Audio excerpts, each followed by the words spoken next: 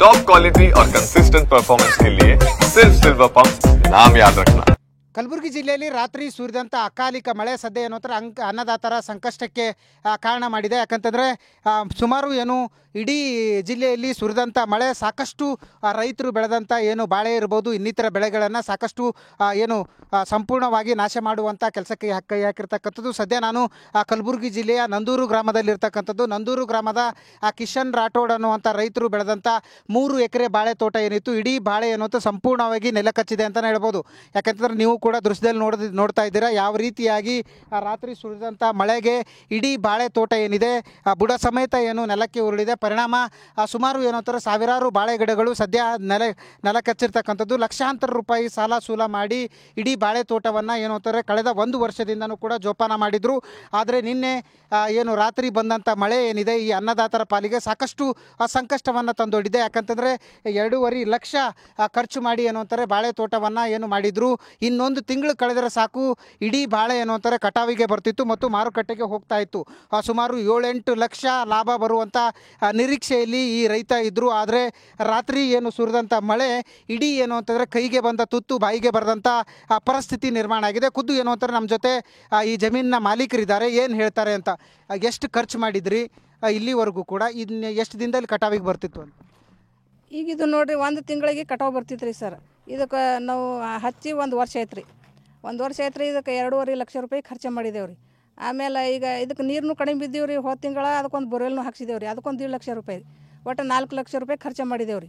ಇದ್ರ ಅದೇ ಏನಾರ ಒಂದು 8 ಲಕ್ಷ ಬರ್ತದೇನೋ, ಒಂದು 10 ಲಕ್ಷ ಬಾಕಿ ಅದ ರೀ ನಮ್ಮದು. ಅದಕ್ಕೆ ದೊಡ್ಡ ಮಾಲ್ ಹಾಕಿದ್ರೆ ಏನೇನು ಬಾಕಿ ಹೋಗ್ಬೋದು ಅಂಥೇಳಿ ನಾವು ಇದು ಹಾಕಿದ್ದೇವೆ ರೀ ಸರ್, ದೊಡ್ಡ ಮಾಲ್. ಇಲ್ಲಾಂದ್ರೆ ನಾವು ತರಕಾರಿ ಹಾಕ್ತಿದ್ದೇವೆ ರೀ, ಕಾಯಿಪಲ್ಯ ತರಕಾರಿ ಹಾಕ್ತಿದ್ದೆವು. ಅದಕ್ಕೆ ಜಾಸ್ತಿ ನಮ್ಮ ಸಾಲ ಆಗಿದ್ದಕ್ಕೆ ಇದು ಹಚ್ಚಿದ್ದೇವೆ ರೀ. ಇದು 4 ಲಕ್ಷ ರೂಪಾಯಿ ಹಾನಿ ಐತೆ ರೀ. ಬರೋಂಥ ಒಂದು 8 ಲಕ್ಷ ರೂಪಾಯಿನೂ ಹಾನಿ ಐತೆ ರೀ ಸರ್. ಅದಕ್ಕೆ ಈಗ ನಮ್ಮ ಮಕ್ಳಿಗೆ ಎಜುಕೇಷನ್ ಮದುವೆ ಇದೆಲ್ಲ ಆಯ್ತು ರೀ ಸರ್. ಅದಕ್ಕೆ ನಮ್ಮ ಬಾಕಿ ಭಾಳ ಆಗಿತ್ತು ರೀ. ಈಗ ನಮ್ಮ ಮನೆಯವ್ರು ಬಂದು ಮುಂಜಾನೆ 6 ಗಂಟೆಗೆ ನೋಡಿದ್ರಿ ಸರ್. ನೋಡ್ಕೇಶಂದ್ರೆ ಎದೆ ಹೊಡ್ಕೊಂಡು ಅವ್ರಿಗೆ ಚಕ್ಕರೆ ಬಂತು ರೀ ಸರ್. ಚಕ್ಕರ್ ಬಂದಿದ್ದಕ್ಕೆ ಅವ್ರು ಹಾಸ್ಪಿಟಲ್ ತೋರಿಸಿ ನಮ್ಮ ಮನೆಗೆ ಕುಂದಿರ್ಸಿ ನಾನೇ ಬಂದಿರಿ. ಅವ್ರ ಪತ್ನಿ ರೀ, ಕಿಶನ್ ರಾಠೋಡ್ ಅವ್ರ ಪತ್ನಿ ಇದ್ದೀನಿ ರೀ ಸರ್. ಅದಕ್ಕೆ ಇದು ಒಂದು ಮಕ್ಳಿಗೆ ಹೆಂಗೆ ನಾವು ಜೋಪಾನ ಮಾಡ್ತೇವೆ ಈ ಥರನೂ ಇದು ಬಾಳಿಗೆ ಜೋಪಾನ ಮಾಡಿದ್ದೇವೆ ರೀ. ಕೈ ತುತ್ತು ಬಂದಿದ್ದು ಬಾಯಿಗೆ ಬಂದಿಲ್ಲ ರೀ ಸರ್. ಇದಕ್ಕೆ ನೀವು ಏನಾರೇ ಸರ್ಕಾರ ನಿಮ್ಮ ಇದ್ರ ವತಿಯಿಂದ ನಮ್ಗೆ ಸಹಾಯಧನ ಮಾಡ್ಬೇಕು ರೀ ಸರ್. ಇಲ್ಲ ಸಾಲ ಮಾಡಿದೇವೆ, ಮಕ್ಕಳ ಥರ ಜೋಪಾನ ಮಾಡಿವ್ರಿ ಸರ್. ನೀರು ಕಡಿಮೆ ಬಿದ್ದರೂ ಈಗ 1 ತಿಂಗಳಾಯ್ತು ರೀ ಬೋರ್ವೆಲ್ ಹಾಕ್ಸಿದೇವೆ ರೀ ಸರ್. ಅದಕ್ಕೆ 1.5 ಲಕ್ಷ ರೂಪಾಯಿ ಖರ್ಚು ಮಾಡಿದ್ದೇವೆ ರೀ. ಅದಕ್ಕೆ ನೀರನ್ನು ಕಮ್ಮಿ ಬೀಳಾರ್ದಂಗೆ ನಾವು ನೋಡ್ಕೊಂಡಿದ್ದೇವೆ ರೀ ಸರ್. ಆದ್ರೆ ನಮ್ಗೆ ಇದು ಏನು ನಮ್ಮ ಕೈ ಕೊಡಲಿಲ್ಲ ರೀ ಸರ್. ಅದೇ ಈ ರೈತರುಗಳು ಯಾರು ಕೇಳ್ಬೇಕು ರೀ ಸರ್? ಅದಕ್ಕೆ ಇದಕ್ಕೆ ನೀವೇ ಏನಾರ ಒಂದು ಪರಿಹಾರ ಧನ ಮಾಡಿರಿ. ಇಲ್ಲಾಂದ್ರೆ ನಾವು ರೈತರು ಎಲ್ಲಿ ಹೋಗ್ಬೇಕು ರೀ? ಯಾರ ಮುಂದೆ ಗೋಳು ಹೇಳ್ಬೇಕು ರೀ ಸರ್? ನಾವು ರೈತರು ಯಾರೂ ಕೇಳಂಗಿಲ್ಲ ರೀ ಮಾತು. ಯಾವ ಮಿನಿಸ್ಟ್ರೂ ಕೇಳಂಗಿಲ್ಲ ರೀ, ಯಾರೂ ಕೇಳಂಗಿಲ್ಲ ರೀ. ಅದಕ್ಕೆ ನೀವೇನದ ಇದಕ್ಕೆ ಏನಾರ ಪರಿಹಾರ ಧನ ಕೊಡ್ಬೇಕು ರೀ.